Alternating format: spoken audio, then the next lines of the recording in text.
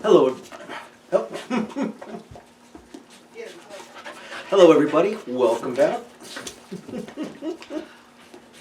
to 10-Minute Reviews. This is Freya. She's crazy.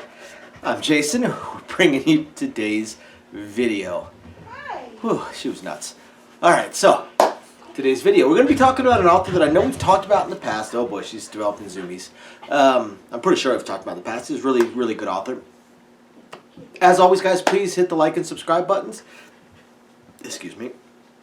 We're just a small family channel. We just like to talk about books, and oh, do we like to talk about books. So we're going to do this anyway, but we'd really appreciate any support that you guys might want to give us. So today I want to talk about Macronomicon. I'm pretty sure, just shooting from the hip on this one, but I'm pretty sure that's a pen name. But we'll talk about Macronomicon and his book, The Problem with Princesses. So Macronomicon, he usually writes in the litRPG category, and his books they're a blast. They're 10 kinds of fun. So The Problem with Princesses, it's kicking off a new series, and just finishing book 2 right now. As usual, I'm going to put it this way. I'm going to attempt to talk about the 4 categories I usually talk about: the world, character, plot, and the writing style. And the reason I'm going to attempt to talk about it is they may kind of blur a little bit, and I could honestly talk for 30 minutes just about the world that he has built with this series. It's absolutely phenomenal. The world is so awesome, especially as it goes, and as it continues to expand out. So anyway, let me just start off with, so the world of The Problem with Princesses is medieval adjacent. It's kind of your semi-typical fantasy world in that you've got magic, you got your swords, your sorcery, your magic, your monsters. I haven't come across too many anthropomorphic animal type monsters, so you don't run into like beastkin and stuff like that. They're pretty much all human. I mean, they definitely make allusions to things like dragons and stuff like that, but it's pretty much just humans with varying kingdoms, I suppose. And again, it is a litRPG novel. It's a litRPG book, but they are not born with this system. The system is something they have the knowledge of from the get-go, but they're not born with it. What happens is, as beings and creatures die, they release what they call warp. And what they do is, at a certain age, usually around the age of 12, I think it is, 12 or 15, somewhere in the either very, very early teens or mid-teens, they receive what they call their first break. And what it is it's the most basic level. Everybody does it. They will be brought to basically like a ceremony, and a number of creatures, of beasts, basically like a cattle slaughter in a way, will occur, and that will be enough to release enough warp to warp overload. People absorb the warp overload them, and they experience what they call their break. And when their break occurs, they call it their forming day. When the break occurs, pass out, when they wake up, they have X number of warp, and all of a sudden they have a system. They have the system that is typical in litRPG books. You know, your stats, your physical stats, your mental stats. You have things like skills at different levels and abilities and such like that. So the forming day is absolutely hilarious. If you guys haven't read Macronomicon, he is an absolutely hilarious writer. So the forming day is pretty funny.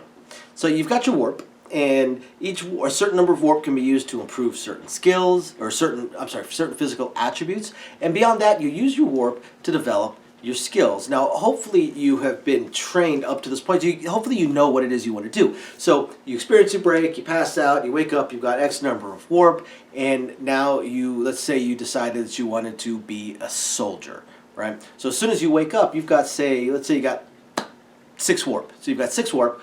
And so you immediately, as soon as you sit up, you grab a sword and swing it around a few times, and then boom, your system pops up and says, you have manifested the sword use skill.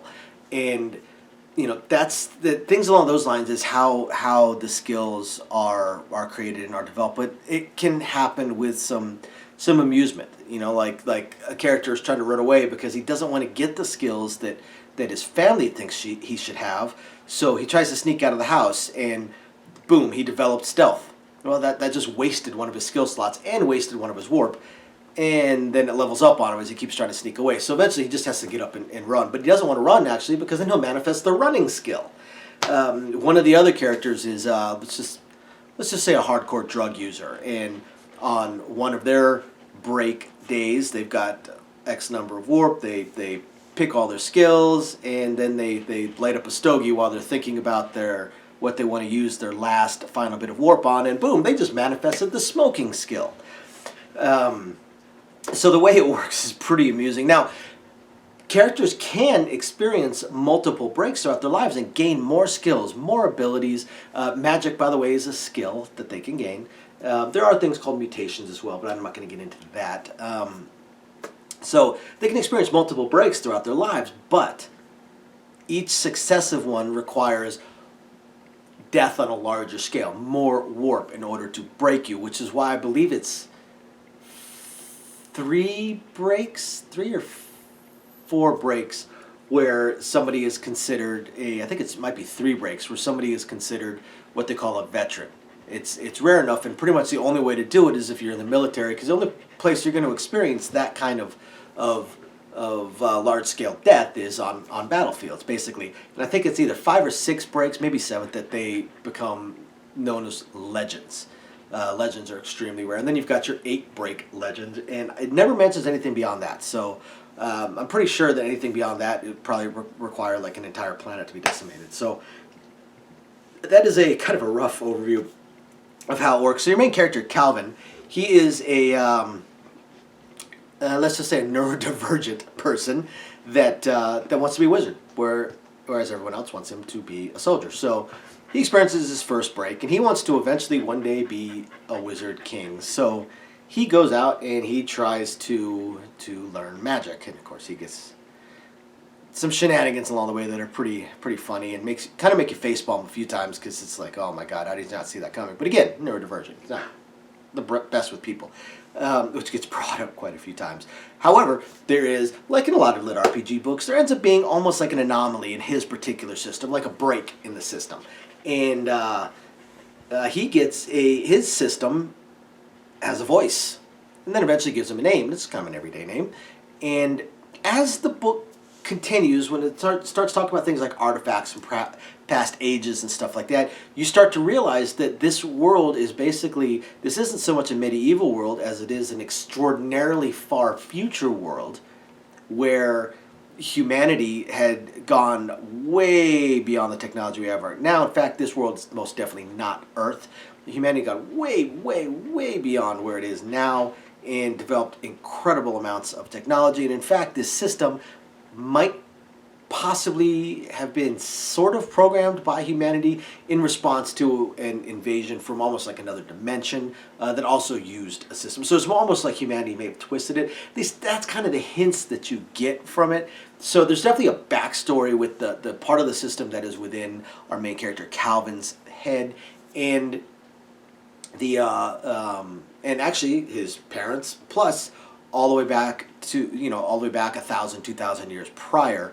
So it's pretty fascinating. Now it's in a way almost a slice of life as Calvin attempts to learn magic and then get more powerful at magic and try and become a well-known, gain money, gain fame, gain power, to eventually go out and carve out his own kingdom one day. That's his entire goal.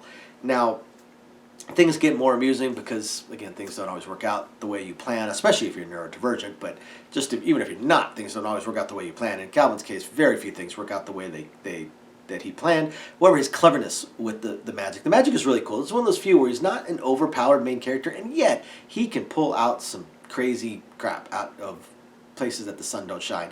And it's, again, absolutely hilarious. Plus, because there's a little bit of a tie-in to the distant past that is probably our future, you get some pretty amusing things. He kind of accidentally develops the skill your princess is in another castle. Along with that, he eventually develops a mutation called the Bowser. It's pretty funny. It's absolutely hilarious, and you cannot put the book down. So if you guys like litRPG books, if you've read other Macronomicon stuff, you definitely love it. If you haven't, what the hell are you doing? After you hit the like and subscribe buttons, go check out The Problem with Princesses, which is book 1 of a new series. It's okay, Fuzzy. I don't know why she's screaming at me. And by Macronomicon. And thank you, everybody, for watching. We'll catch you next time. Bye now.